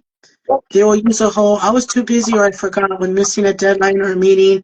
Whereas good EFED owners will make time to get back to you and will always stay connected or in communication. So dark EFED owners tend to always give you the cold shoulder when they're mad at you, or they purposely jeopardize a match, or they change things around in a match or in a storyline, or they'll just say like, "Hey, we're just going to scrap that altogether," you know. Whereas as a good EFED owner, they're simply they're not going to do that. They always make time for you, you know. Yeah. So a few more going on. Dark EFED owners like to deflect. Deflection is a psychological tactic used by individuals with narcissistic traits to avoid responsibility and redirect blame onto others. They do this by changing the subject to avoid accountability, blaming others as a way to make it seem like everyone else is a problem. They use gaslighting by manipulating the situation by making you doubt your feelings or perception in order to make it seem like you're overreacting or you're too sensitive. They use character assassination, which is really huge for a bad EFED owner, which is an attempt to discredit you. They throw insults, jabs, lies, slander, and even go as far as smear campaigning you. Denial is also a huge thing on a dark EFED owner. They will straight out deny anything they do wrong and refuse accountability just because doing so would make them look guilty. Versus a good EFED owner is, they don't use manipulation tactics. They want to hear you out. They want to hear your side of the story. They want to understand. They want to listen. They want to make things better, and they'll always take responsibility for the things that they've done wrong. It's like, yeah, they own up to it, or they own things. What's that term? They own up to things. Yeah, they own up to things. Yeah. So. Yeah, and of course, if they're gonna get after you for certain things, it's like I said, it just depends on how they make you feel. Another thing that dark EFED owners hate is being confronted, and I know a lot of you in here know that all too well. When you confront a dark EFED owner, they meet you with anger and aggression. I cannot stress that enough. It's the only thing they know how to do. They may react with intense anger or aggression to avoid accountability. This is often an attempt to intimidate you into backing down or feeling guilty or pointing out their behavior. The underlying reason it's a severe need to uphold a facade or of protection and a deep-seated dread of being exposed or vulnerable. Like I said, they don't like to be exposed. They don't like to be vulnerable. And and I've never met a good eFed owner that got angry when you confronted them or questioned them or stated your opinion. Ever, ever, ever, ever. And I've been in the eFed industry going on 3 years now, and I've never had that happen to me with the positive eFed owner. Ever. Yeah. That's crazy. That's crazy to me.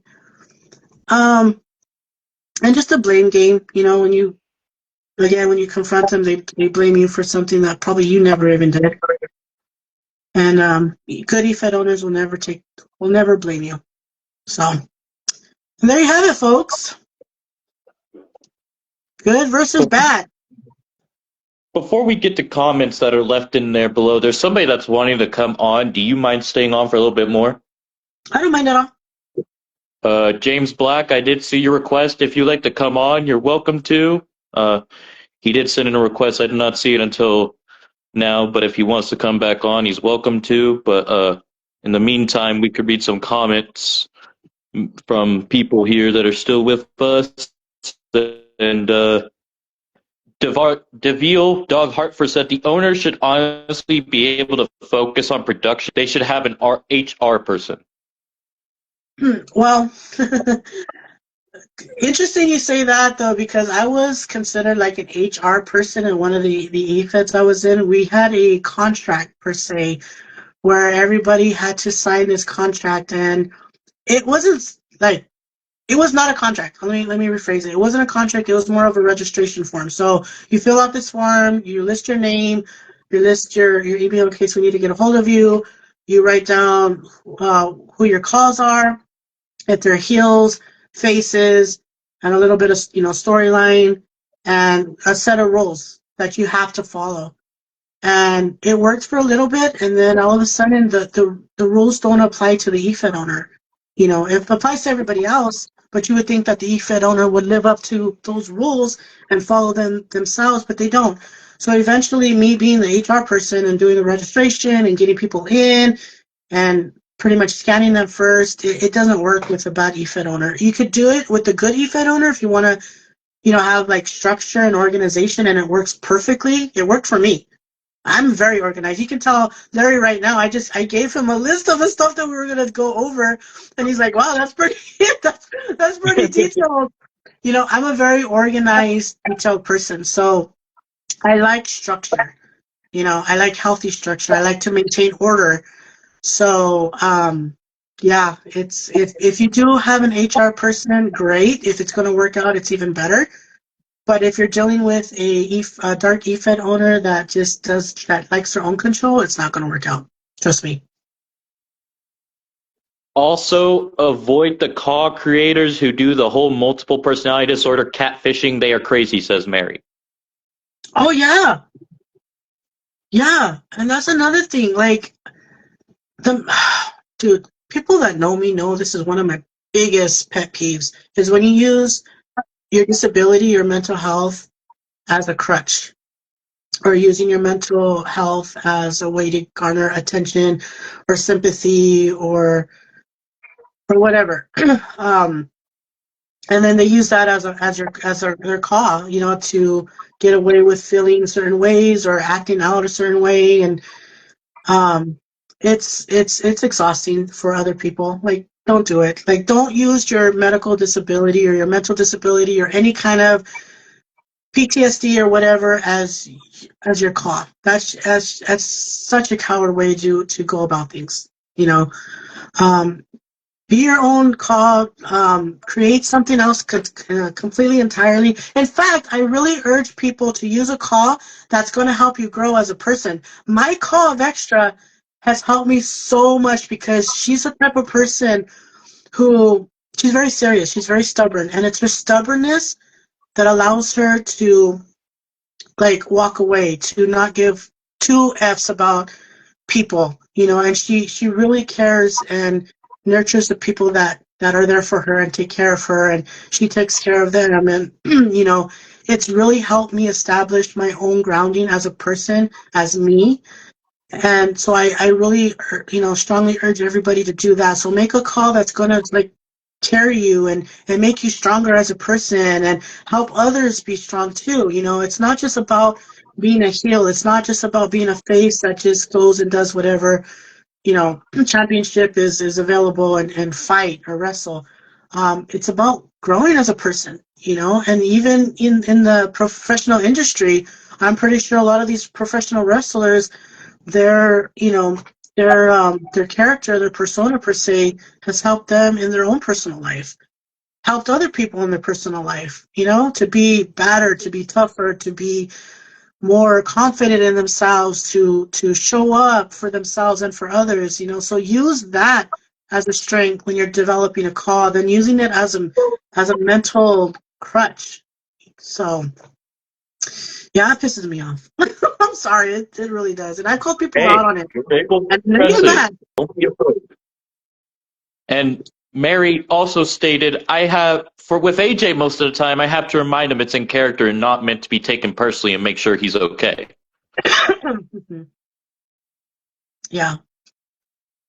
He has gotten so much better, she says. And Billy says, Dark Efed owners also agree to match requests and twist them around. Yeah. Excuse me. Yeah, that's a big thing that they do, is they like to twist. They like to twist narratives. They like to twist things, whether it's role play or in real life. I've had an EFED owner who twists things of what I said, that I've never said. I've said something similar, but we'll twist it to make it to get it out of context. And that's another thing that I can't stand. Is like, you're going to use my own words against me, but twist it in a way to make me look bad. If I'm trying to help somebody get stronger and be better, but you're twisting it and making it seem like I'm bullying them to get them, better. I would never do that. Like, I'm not a bully. I'm not somebody that is a negative person by any means, so why would I do that in an EFED? It's just not me. Mary says, good owners should welcome criticism and ideas and question. That's called opportunity to grow as an owner. You can learn this stuff. Mm-hmm. Yeah. Mary's a good owner. She welcomes criticism. She takes things into consideration. And that's why she has a lot of loyal people, me included. Because she handles things with grace. She handles things fairly. And she takes care of her people. So yeah, criticism. If you're a good EFED owner, criticism should not upset you at all. Bottom line. And don't bring up the hummus. Hummus is awesome, Mary. Gosh. I'm not sure where James Black is. It said he wanted to come on, but he has not came back, so I guess maybe he's doing other things at the moment. He can always come on some other time if he wants to. And one of the last questions we have so far, they also mess with sliders, claim they didn't strip any titles, then kick you out when you point it out. Mm-hmm. Yeah, because they don't want to take accountability. They're very sneaky at what they do, and they know how to be sneaky. They know how to squirm their way out of it. How they can pretty much. It's just crazy, because narcissistic people can get away with so much because of how vindictive they are, how well they kind of use a system and cheat the system and influence others. That's another thing. They're so charming in how they can get others to follow them and believe them. That's the thing. It's just like, man, you see this person harming somebody. You see this person being vindictive. You see this person threatening people, lashing out, being upset, and it's like they're fine with it, but it all comes down to being trauma bonded. Understood? Yep. Honestly, they don't get away with it. They create a world in the EFED that protects them, says Mary. Yeah, 100%. And you know what? The way how I see it is, let them. Just let them, because there's nothing that anybody else, can do that's going to change it. You know, if you know, they're just that kind of person. You know, they're like that in the EFED world. They're like that behind the scenes. They're like that with their own family. So you're never gonna change it. You're just gonna have to let people deal with whatever they want to deal with. If they want to deal with a dark EFED owner, that's on them. You know, but what are you gonna do? You know, just let them. Yeah.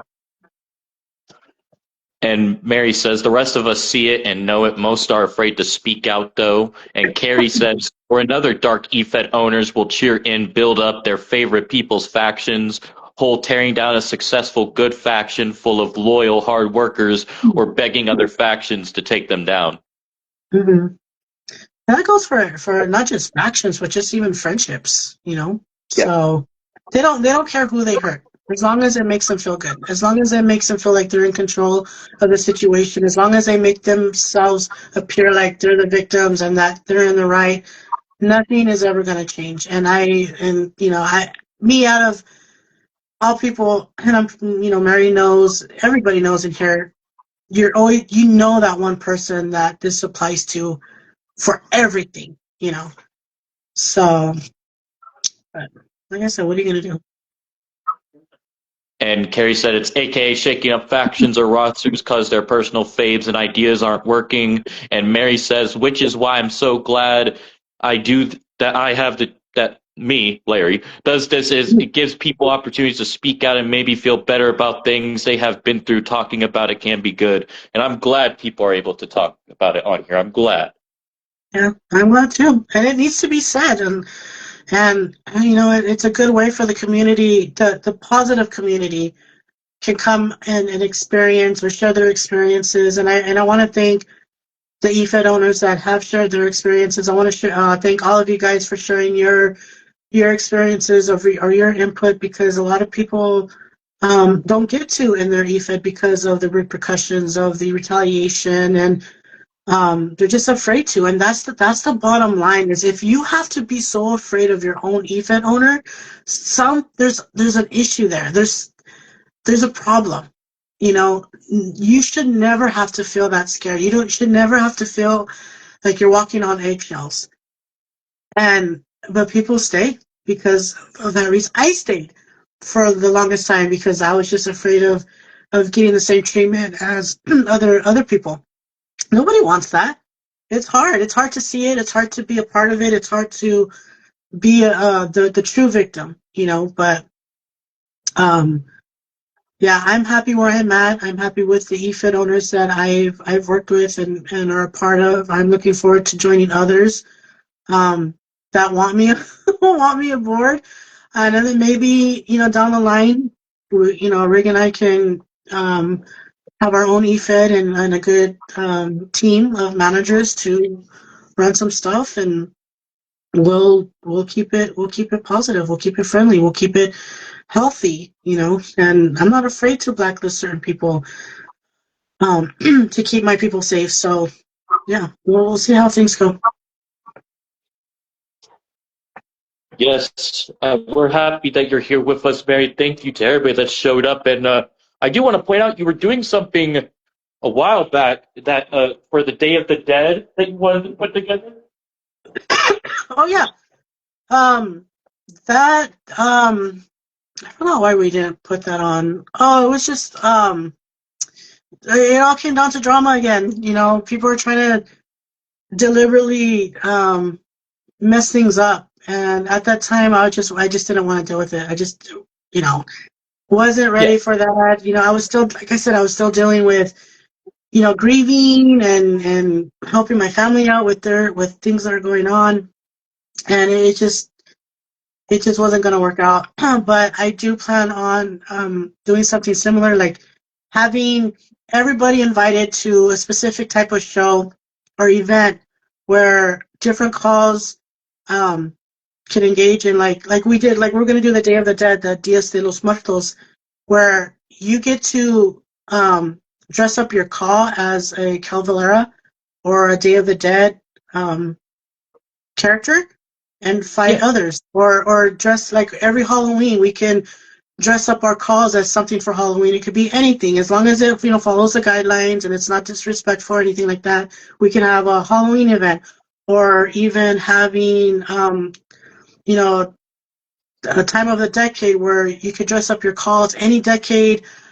And, like in the 1900s, 1920s, Roaring 20s, the 1800s as a cowboy, and then just have your college just dress up as for fun and have events like that, different holidays, just get together, having certain special PLE events based on a holiday or a special event, or themes. I always wanted to do theme shows, like birthday themes or anniversary themes, or, where we can dress up our calls as anything. We did a superhero theme one time, a hero and villain show where we had certain cars dressed up as a hero or a villain, and they would go against each other, and we would do tag teams and rumbles and stuff like that. So everybody had fun dressing up as their favorite, comic character or heroes or villains. So that was fun. Stuff like that, just not to take anything so serious sometimes, and then just have fun with it. So. Yeah, we'll see. We'll see if we'll do another one like that. I know we would love to see it, and you have a lot of people behind you. And Jason Miller says he was John Wick in your show. Yeah, John Wick. We had, I think Big Rick was either Batman or Optimus Prime. I was Wonder Woman. It was Superman, and Corrine was, and her husband were Trinity and Neo from The Matrix. I mean, it was a good time. It was a really, really good time, and that's what it's about. Having a good time, having everybody enjoy themselves, and just be stress free for a change, and not having to deal with the EFED owner that's going to knock you down. So if I ever be that EFED owner, I promise I'll treat you guys right. Right. Well said. Well said. And going into final thoughts before we do get off here, is there anything else you would like to say?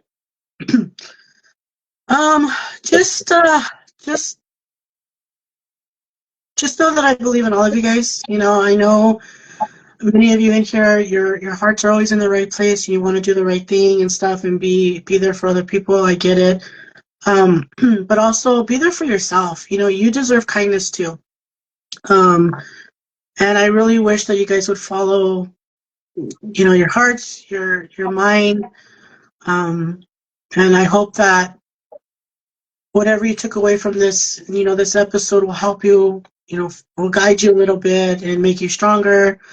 Any EFED owners out there, I hope that it also helps you in every which way possible, in a healthy direction. And my DMs are always open, guys. So if you guys want to message me about something, or if you guys want to get better about something, or if you just want to talk about, how you can react to certain things that make you upset. I'm a really good listener. I give out really good input and stuff like that. I'm never here to judge anybody. I just want everybody to be in a healthy state of mind, have fun, and lift each other up, and just have the best experience in an EFED, that whether you're an EFED owner or a member. So thank you, Larry, for having me on. This was very fun. Anytime, you're always welcomed on. For any segment you would like to come on, if you'd like to come on here again, you're welcome. You could come on the Shadows Within. You could come on Dark City Cinema, whichever one you like to come on. Like, I always try to make that so people can express what they want to, do what they want to. We have fun on these, and I'm glad that you came here today, and I know many others are as well. And I just want to thank you for even giving me the time of day.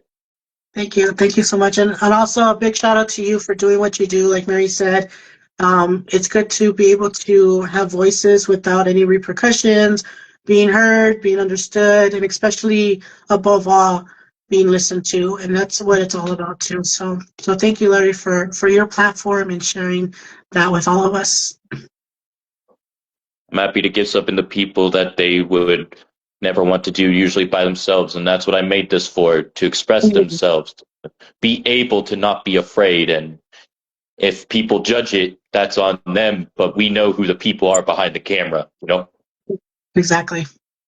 So. And well, Ladies and gentlemen, we will stop it right there. And Jason, you are welcome to come on. We could set up something, my friend. But in the meantime, I do hope everybody has a great day, good night, good morning, good evening, good afternoon, wherever y'all may be. This is Vex. This is Larry or Brandon, whichever one you prefer. Peace out.